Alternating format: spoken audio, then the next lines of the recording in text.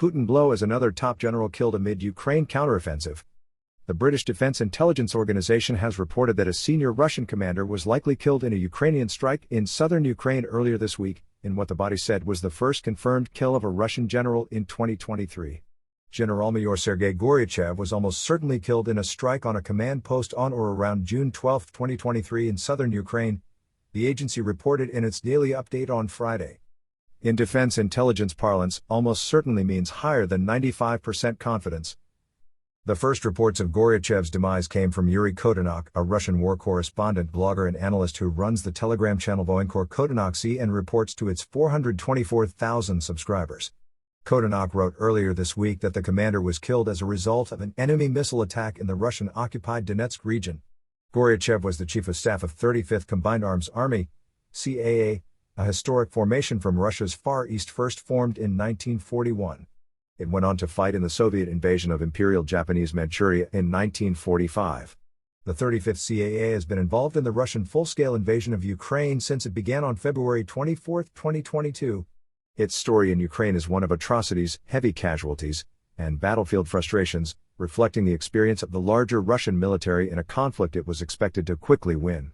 Goryachev's reported death, Defense Intelligence wrote, continues a war record which has been both difficult and controversial for 35th CAA.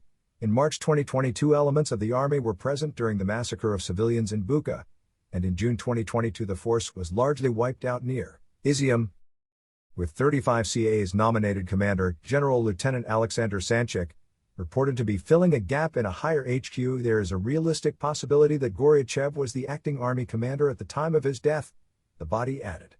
Goryachev is the first Russian general confirmed killed in Ukraine since the start of 2023.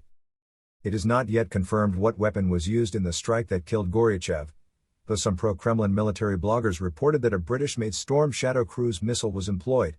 Ukraine has been using the Storm Shadow in recent weeks to hit Russian command posts and logistics hubs deep behind enemy lines, leveraging its 340-mile range to target areas it previously could not reach. Russia suffered a slew of senior officers killed in 2022 as Moscow's armies were turned back from the edge of Kyiv, Kharkiv, and Kherson in successive major battlefield defeats from spring through to winter. The anti-Kremlin Russian-language news outlet Mediazona has, as of June 2, counted 4 Russian generals, 58 colonels and 176 lieutenant colonels killed in Ukraine since February 24, 2022. Some of the most high-profile deaths were reportedly caused by long-range strikes by the U.S.-made M142 high-mobility artillery rocket system, HIMARS, which has wrought havoc on Russian formations and supply centers through late 2022. Russian forces reportedly adopted a more decentralized troop deployment and logistical approach in response to HIMARS' introduction, which appeared to stem the flow of high-ranking deaths. Observers have speculated that the introduction of the Storm Shadow may reverse this process, putting Russian commanders back in Ukrainian crosshairs as Kyiv pushes its counteroffensive. Pavel Luzin, a Russian political analyst and visiting scholar at the Fletcher School of Law and Diplomacy, told Newsweek that Russian forces partly adapted to HIMARS only in terms of logistics. Big storages are deployed out of HIMARS' distance. The death of the general highlights Ukraine's good technical intelligence and reconnaissance capabilities, Luzin added. And of course it means an increasing depth of strikes thanks to the new missiles. Newsweek has contacted the Russian Defense Ministry by email to request comment. Update June 16, 2023, 9:55 a.m. ET. This article has been updated to include comment from Pavel Luzin.